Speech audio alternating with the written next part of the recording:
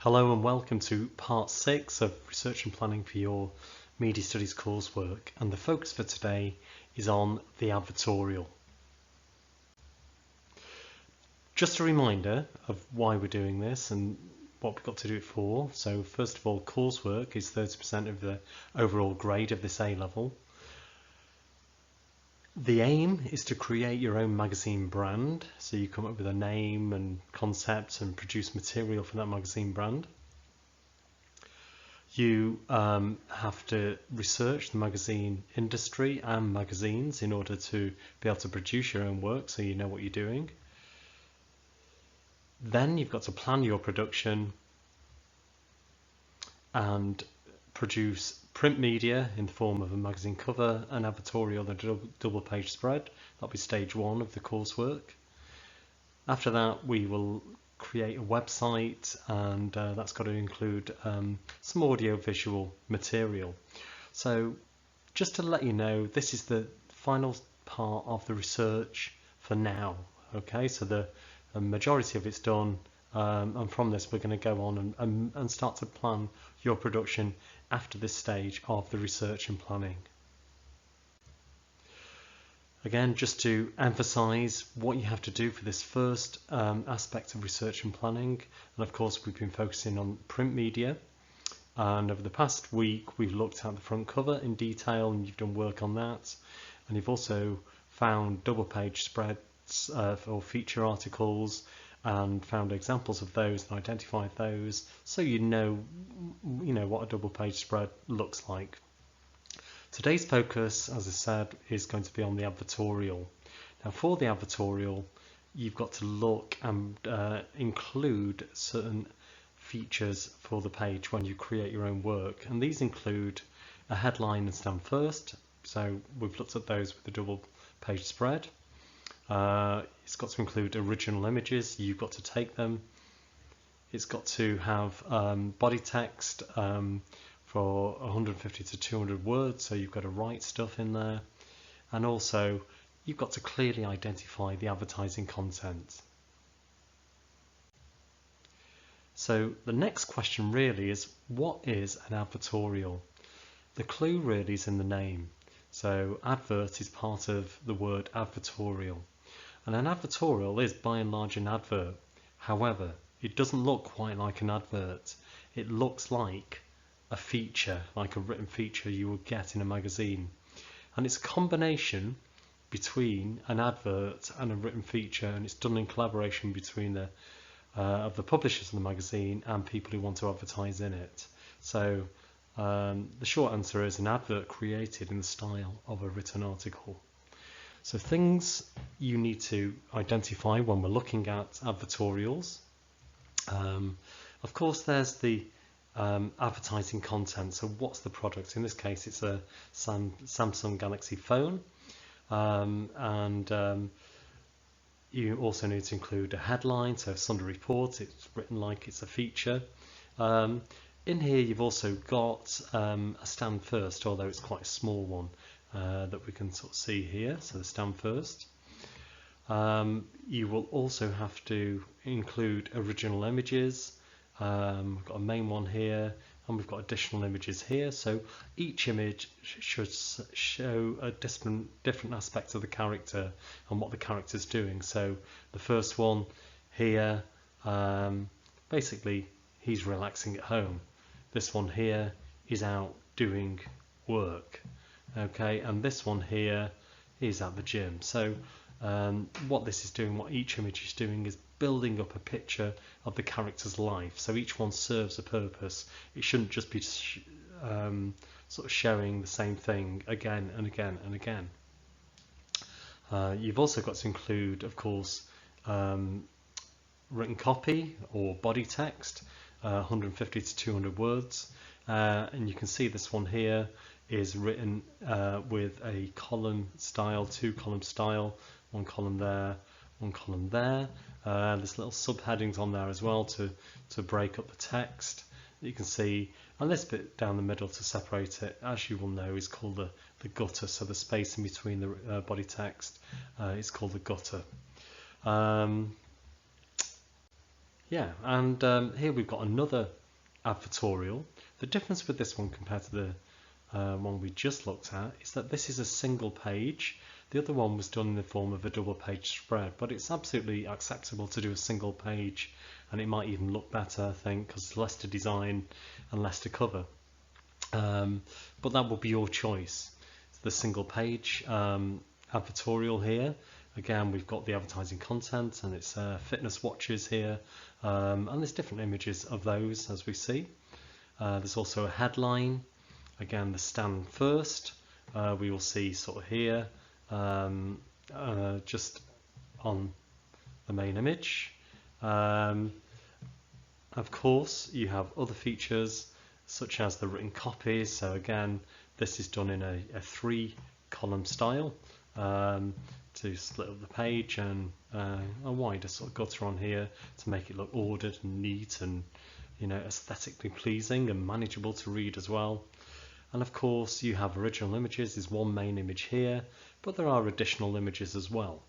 Now here you've got an image for the byline, and we've got this head and shoulder shot of the person who's written this article, someone who works at Men's Health. And the idea of this is it will create more of a friendly and identifiable mode of address.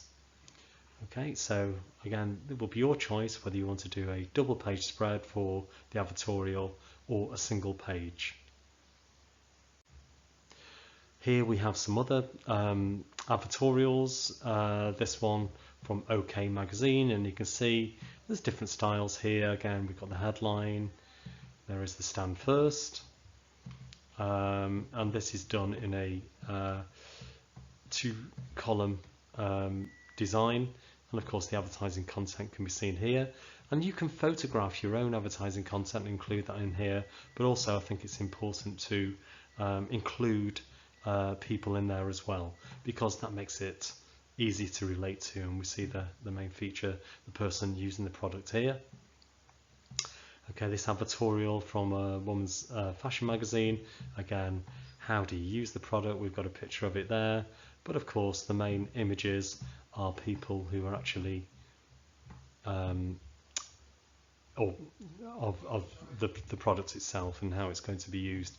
And again, we've got one here from McDonald's, trying to persuade parents, in particular mothers, that it's safe to eat at McDonald's. So we've got the headline, and we've got a stand first also. Okay, and obviously we can see the columns around here too. All of these are acceptable and good advertorials, and it's a collaboration between advertisers and the publishers of the magazine.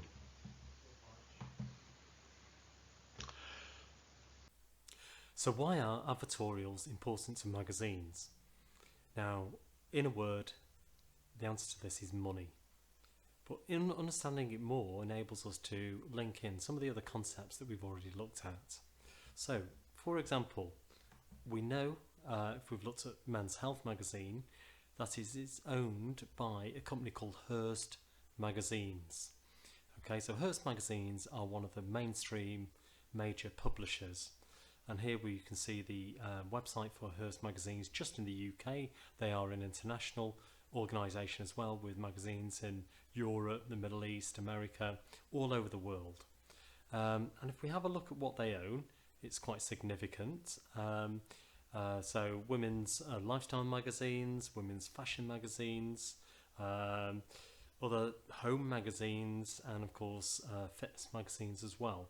They own a lot of different publishers, publications, and the word to describe that, they're a conglomerate company, and if they own organisations within the same area of the media, that makes them horizontally integrated.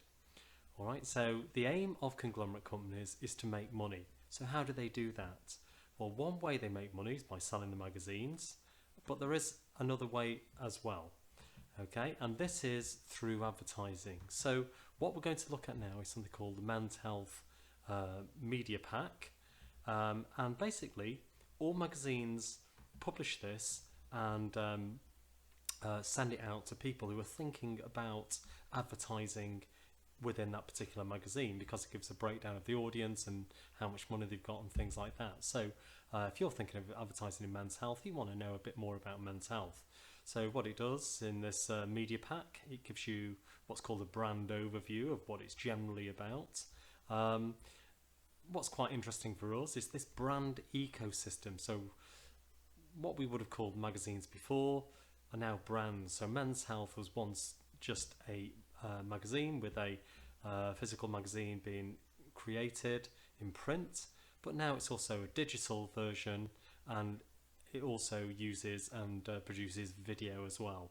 It has its own Facebook channel, for example. So magazines these days are known as brands, so magazine brands. Men's Health is a brand, not just a magazine.